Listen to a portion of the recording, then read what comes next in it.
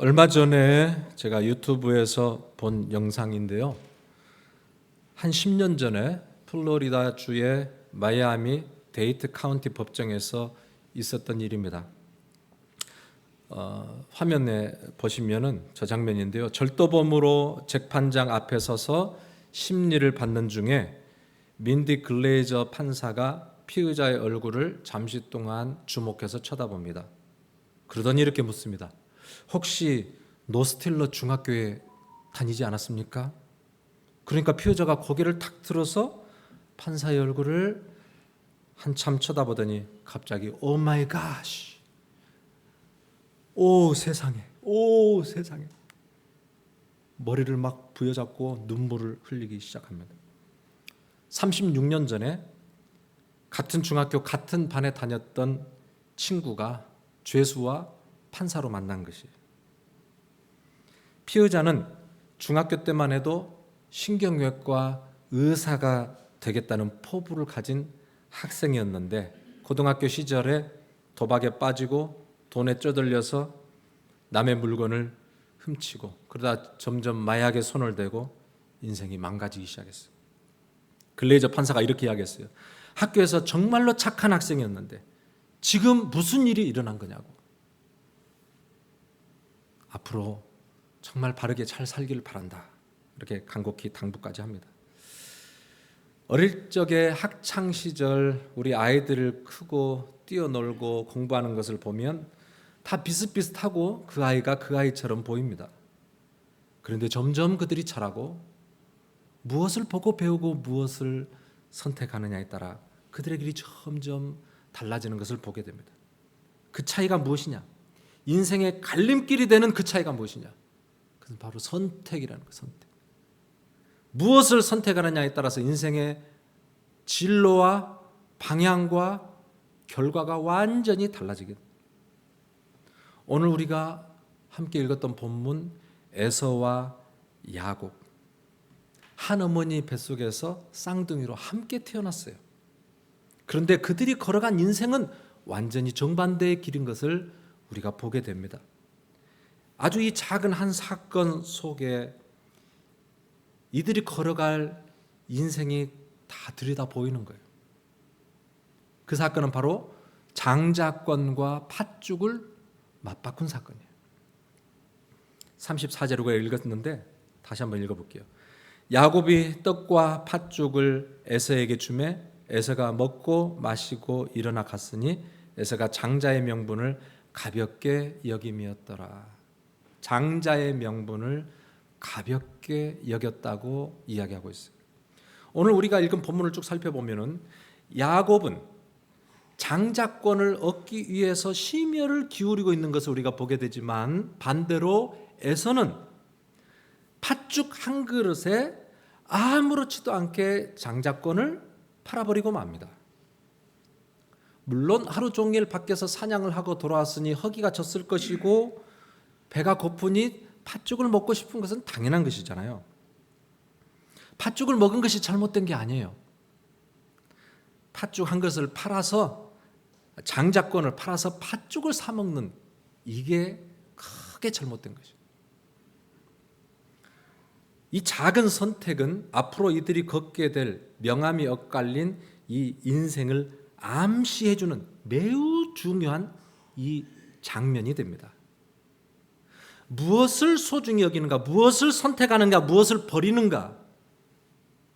우리가 앞에서 본 것처럼 판사와 피의자가 함께 섰던 것처럼 함께 걸어간 것 같지만 그들의 길은 전혀 다른 길로 나누어지게 되는 것.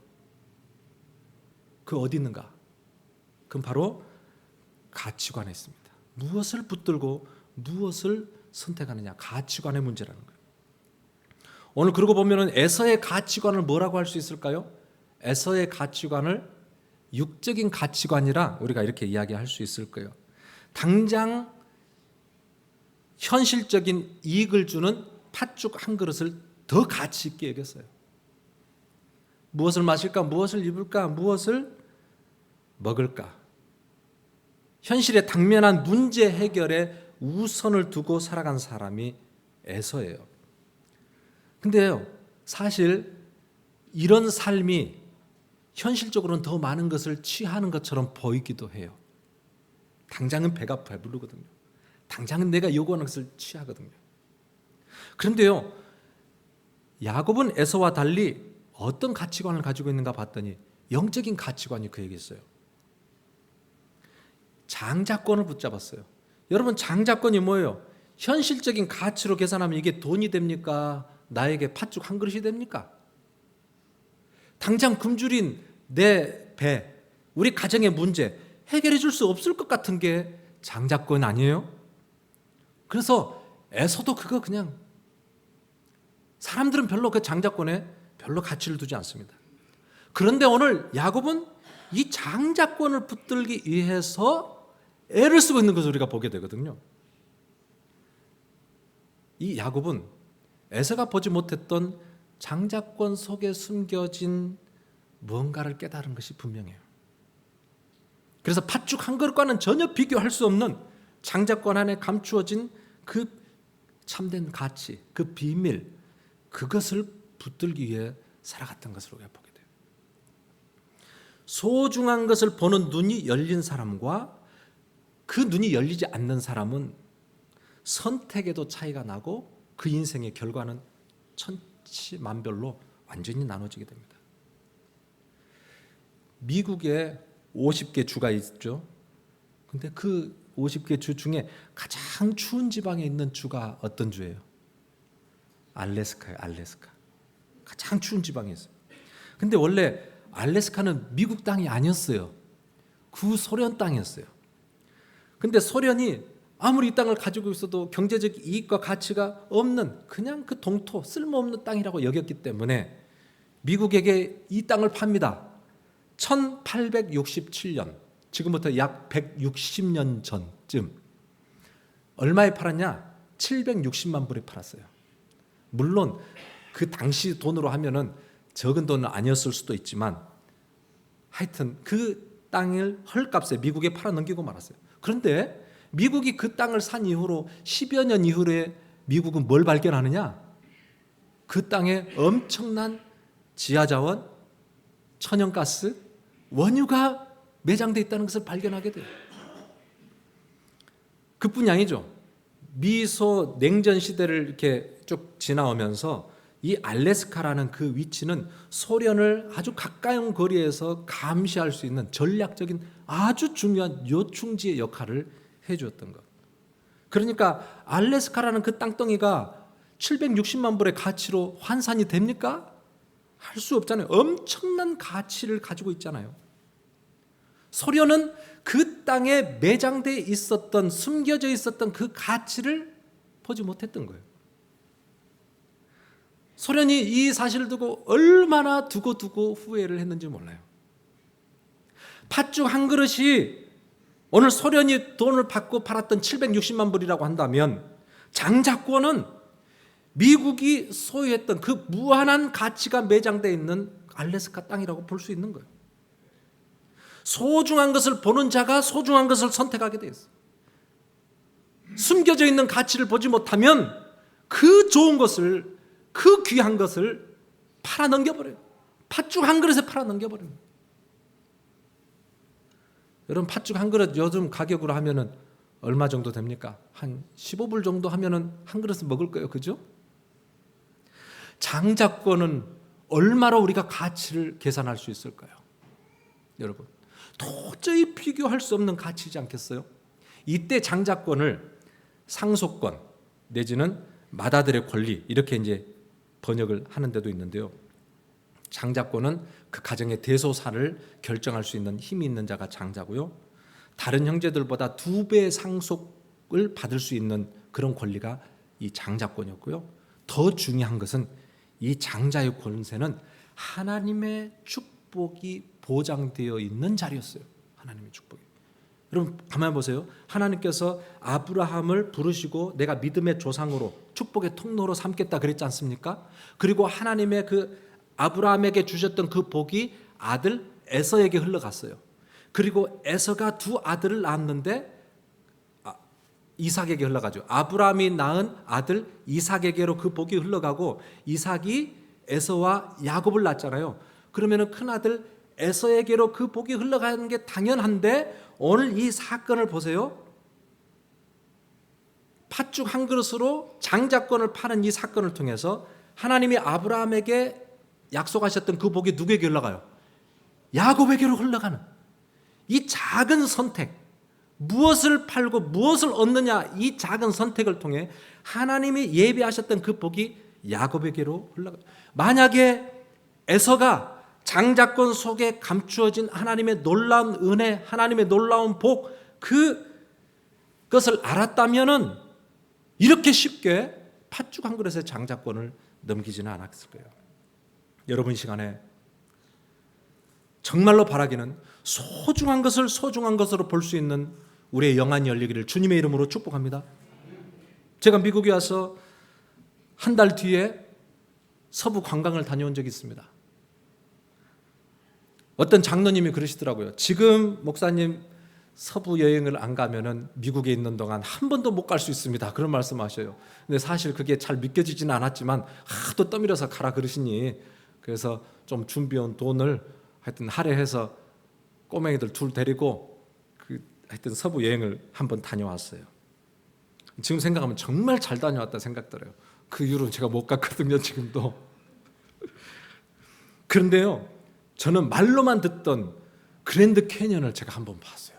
사진으로만 봤다가 정말 그 웅대한 자연의 그 한가운데 제가 딱 서서 그걸 바라보는데요, 정말 찬양이 절로 나오더라고요. 함께 갔던 일행 중에 크리스찬들이 찬양을 해요. 주 하나님 지으신 모든 세계에 찬양을 해요. 주님의 높고 위대하심을. 음치라도 그 찬양을 하게 돼 있어요. 가만히 보니까 얼마나 하나님의 창조 섭리, 하나님의 그 윈대하신 자연 앞에 우리 인간이 아무것도 아닌 초라한 존재이며 그 하나님을 높일 수밖에 없는 그 경이로움을 깨닫게 되고 감동이 되고요. 사람이. 제 아내는 그거 한번 다녀왔던 이후로 뭐 고생을 하고 좀 힘들어도 많이 힘들지 그러면 그때 그거 한번 보고 왔던 그 감동이 지금도 그렇게 있다, 그런 이야기를 하더라고요. 여러분, 우리도요, 에서처럼 늘 이 땅에 보이는 거, 무엇을 먹을까 마실까 팥죽 타령만 하고 살다가 어느 날 하나님께서 우리의 닫혔던 눈을 확 열어주셔서 보이지 않는 그 세계를 바라보게 하실 때에 창조주 하나님의 그 위대하신 섭리와 나를 위해서 십자가에서 자신의 몸을 버려 영원한 생명을 나에게 주신 하나님의 그 극진하신 사랑과 지금도 내 인생을 포기하지 아니하시고 나를 붙들고 저 영원한 천국까지 인도하고 계시는 하나님의 이 놀라운 구원의 이야기를 깨닫게 될 때, 마치 내 인생에 그랜드 캐니언이 확 열리는 것처럼 그 구원의 스토리가 쫙 내 앞에 펼쳐질 때에 우리는 털썩 그 앞에 무릎 꿇을 수밖에 없고 감격할 수밖에 없고, 그래서 이제는 내가 가진 그 모든 것을 다 팔아서라도 영원한 가치를 붙들고 그 은혜를 누리며 살아가기를 원하는 그런 사람으로 바뀌어지게 되는 것이죠. 여러분, 정말로 참된 가치를 분별할 수 있는 눈이 열리기를 주님의 이름으로 축복합니다. 지금 당장 현실적으로 나에게 이익을 주고 배부름을 주는 그 팥죽 한 그릇과는 결코 비교할 수 없는 하늘의 그 영원한 가치, 그 가치를 포기하지 말고 그것을 붙들기 위해서 우리가 주님을 향하여 달려갈 수 있는 그런 믿음의 결단이 있기를 바랍니다. 오늘 야곱과 에서의 차이점이 또 하나 발견이 돼요. 그것은 바로 그들의 목마름이에요. 에서는 눈에 보이는 이 땅의 가치에 목마름이 있던 반면에 야곱은 보이지 아니하지만 영원한 가치, 장자권의 목마름이 있었어요. 그래서 그 목마름을 보여주는 구절이 31절인데요. 야곱이 이르되 형의 장자의 명분을 오늘 내게 팔라 그랬습니다. 여러분, 뭐 돈을 주고 파는 것도 아니고 팥죽 한 그릇을 주면서 눈에 보이지도 않는 장자의 명분을 나에게 팔라. 에서는 웃었을 거예요. 그게 뭐라고? 야곱은 형에게 팥죽 한 그릇을 주면서 장자권을 나에게 팔라고 굳이 요구를 합니다. 물론 장자권이라는 게 이렇게 팥죽으로 거래할 수 있는 장자 권리도 아니고 사실 이 방법이 좋은 방법도 아니에요. 그럼에도 불구하고 우리가 이 야곱의 모습 속에서 볼 수 있는 게 무엇이냐? 그것은 장자권에 대한 갈급함이 그에게 있었다는 거예요. 하나님께서 우리 조상 아브라함에게 약속하셨던 그 축복을 갈망하는, 그 은혜를 갈망하는 마음이 있었다는 거예요. 그래서 어떤 방법을 써서라도 내가 그 하나님의 은혜를 누리고야 말겠다, 하나님의 그 복을 내가 붙들고야 말겠다는 목마름이 그에게 있었다는 거예요. 천국은 마치 이와 같습니다, 여러분. 천국은 마치 밭에 감추인 보화와 같다, 이렇게 주님이 말씀하셨어요. 소장농이 저 산기슭에 모퉁이 밭을 열심히 매주고 조금씩 돈을 받아서 사는 사람이 어느 날 그 밭을 일구다가 거기서 보화를 발견하게 됩니다. 그 사람이 그날 이후로 있는 돈 없는 돈을 다 끌어모아다가 그 산기슭에 있는 작은 밭뜨기 하나를 살려고 그래요. 다들 옆에서 말립니다. 야, 그 쓸모없는 밭을 왜 사느냐고. 그 산기슭에 있는 그 밭이 너에게 무엇이 유익하겠느냐고. 그 사람들은 이 소장농이 보았던 그 보화를 그들은 보지 못했기 때문에, 그 숨겨진 그 밭의 가치를 깨달았던 이 소장농은 그의 인생의 전부를 다 팔아서라도 그 보화의 가치를 얻는 것을 우리가 보게 돼요. 여러분, 바울의 인생도 마찬가지였어요. 바울은요, 얼마나 세상적인 관점으로 살아갔는지 몰라요. 자기가 붙들었고 자기가 자랑스럽게 여겼던 그 많은 것들을 그가 붙들고 살다가 예수 그리스도를 만난 이후로 그가 무슨 고백을 하냐면, 이제 내가 자랑했던 그 모든 것들을 배설물로 여긴다 그랬어요. 똥과 같이 여긴다 그랬어요. 더럽고 냄새나는 것으로 내가 여긴다 그랬어요. 여러분, 근데 그게 결코 버릴 만한 것이 아니에요. 로마 시민권자거든요. 얼마나 남들이 좋아하는 거예요. 헬라 철학이었거든요. 율법이었거든요.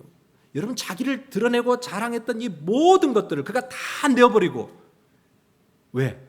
예수 그리스도를 아는 지식이 가장 고상하기 때문에, 예수 그리스도를 아는 그 은혜가 얼마나 귀한 것인지를 알았기 때문에 그는 자기가 자랑하고 붙들려고 했던 그 모든 것을 다 팔아서라도 예수 그리스도 안에 있는 그 영화로움을 붙들었다는 거예요. 그러고 보면 에서는 안타깝게도 밭에 감추어진 그 보화를 보지 못한 사람이고, 예수 그리스도 안에 감추어진 그 비밀을 깨닫지 못한 사람,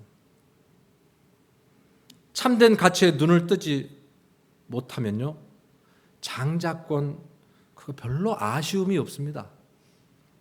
그래서 34절에 이렇게 나와 있어요. 야곱이 떡과 팥죽을 에서에게 주매 에서가 먹으며 마시고 일어나서 갔으니 에서가 장자의 명분을 가볍게 여김이었더라. 자, 이 동작을 보세요. 먹고 마시고 일어나 갔다. 네 가지 동사가 그냥 쪼르륵 나와 있는데 연속적인 동작이죠. 뭘 의미합니까? 에서가 지금 팥죽 한 그릇과 비교할 수 없는 그 장자권을 지금 바꾸면서 조금도 그 마음의 양심에 가책이 없다는 거예요. 가책이 없어요. 전혀 잘못이라고 느끼지 못해요. 그리고 다시 자기의 분주한 삶으로 돌아가 버리는 그 모습을 보게 됩니다. 하나님의 은혜에 대한, 하나님의 그 거룩한 영광에 대한 별로 관심이 없고 목마름이 없는 자였다는 것을 오늘 이 단어를 통해서 우리에게 보여주고 있어요. 여러분, 하나님의 은혜는 어디로 흘러가느냐? 하나님의 은혜는 목마른 자에게 흘러가게 되어 있어요. 하나님의 은혜는 사모하는 심령 위에 흘러가게 되어 있어요. 출생으로 보면은 당연히 에서에게 흘러가야 될 그 축복이 야곱에게로 흘러간 이유는 그가 장자의 권리를 귀하게 여겼기 때문이에요. 나를 존중히 여기는 자를 내가 존중히 여긴다. 하나님이 그렇게 말씀하셨어요. 여러분, 예수 그리스도를 통해 우리에게 주신 그 놀랍고 크신 은혜를 결코 가볍게 여기지 마시기를 바랍니다. 우리가 가진 이 팥죽을 다 팔아서라도 장자의 권리를 얻어야 돼요.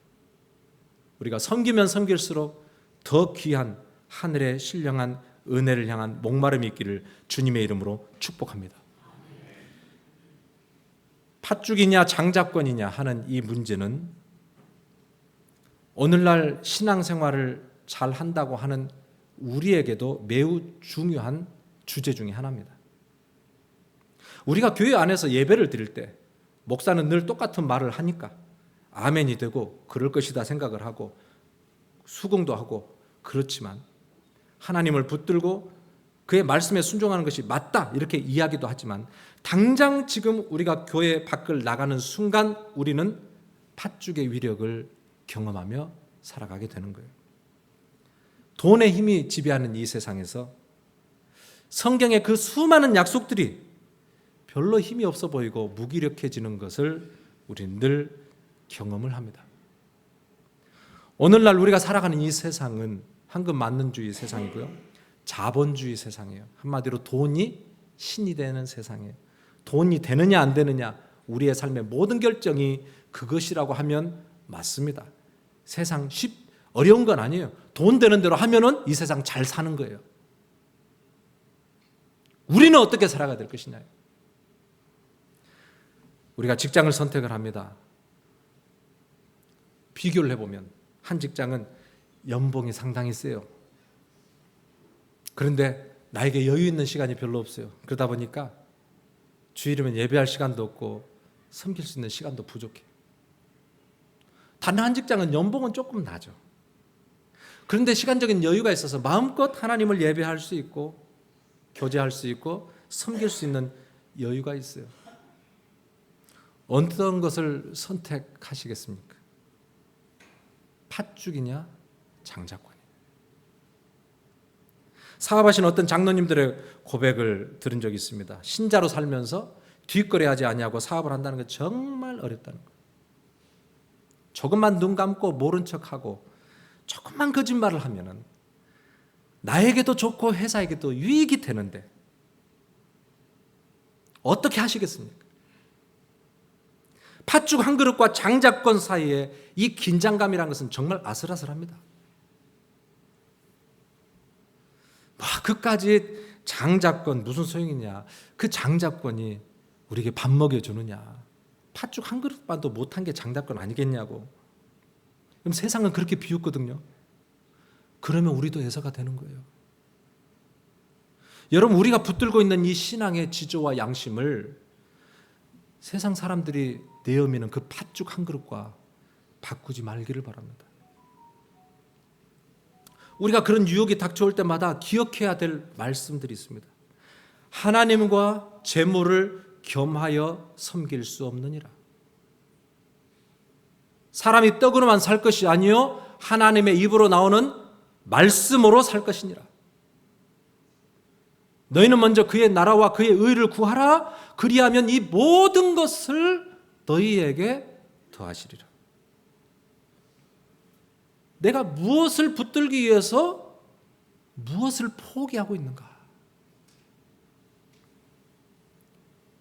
에콰도르의 원주민 아우카 부족에게 선교를 하다가 29살의 젊은 나이에 순교를 당한 짐 엘리엇 선교사님 이야기를 여러분 들어서 많이 아실 것입니다.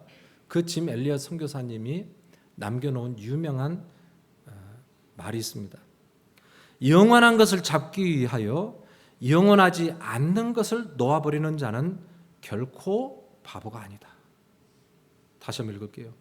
영원한 것을 잡기 위하여 영원하지 않는 것을 놓아버리는 자는 결코 바보가 아니다.